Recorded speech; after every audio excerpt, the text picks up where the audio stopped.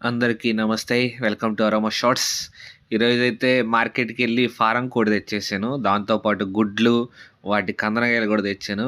అమ్మమ్మని కూర వండమని చెప్తే ఆమె సీక్రెట్ మసాలా. పాత వీడియోలో గూడా చెప్పాను గదా మీకు. ఉల్లిపాయ, పచ్చిమిరపకాయ, అల్లం, చిన్నుల్లిపాయ, గసాలు మొత్తం కలిపేసి ఒకటే పేస్ట్ కొట్టేస్తాననమాట.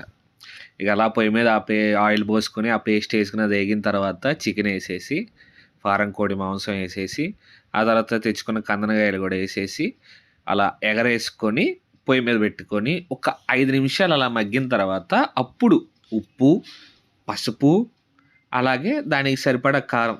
నాన్ వెజ్ కాబట్టి కొంచెం ఎక్కువే ఏస్తదిలే మా అమ్మమ్మ. కొంచెం కారం ఏసుకొని, అలా ఎగరేసుకొని పొయ్యి మీద పెట్టేసుకోవాలి. పొయ్యి మీద పెట్టుకొని, అలా కాసేపు మగ్గిన తర్వాత అలా మగ్గుతున్నప్పుడు కొంచెం వాటర్ పోసేయాలి అందులో. అంటే ఫారం కోడి గూడా నాటుకోడిలాగా కొంచెం గట్టిగా ఉంటది కాబట్టి వాటర్ పోసేసుకొని పెట్టేసుకుంటే పొయ్యి మీద అలాగా కుక్కర్‌లో ఎయ్యము. కుక్కర్‌లో ఏస్తే మరీ మెత్తగా అయిపోద్ది. అలా గాదు. అలాగా ఒక అరగంట పైనే ఒక 40 మినిట్స్ వరకు ఉడికిన తర్వాత పైన లైట్‌గా కొత్తిమీరేసుకొని బాగా దగ్గరయ్యేంత వరకు చూసుకోవాలి. నేనైతే ఫారం కోడిగుడ్లు మా అమ్మమ్మ అటెళ్ళంగాల్నే పక్కకి కోడిగుడ్లల్లా ఏరుకొని తినేత్తన్నాను కూరలోయి. భలే వండాయి కోడిగుడ్లయితే. మీరు గూడా అలా జేస్తే కామెంట్ జేయండి.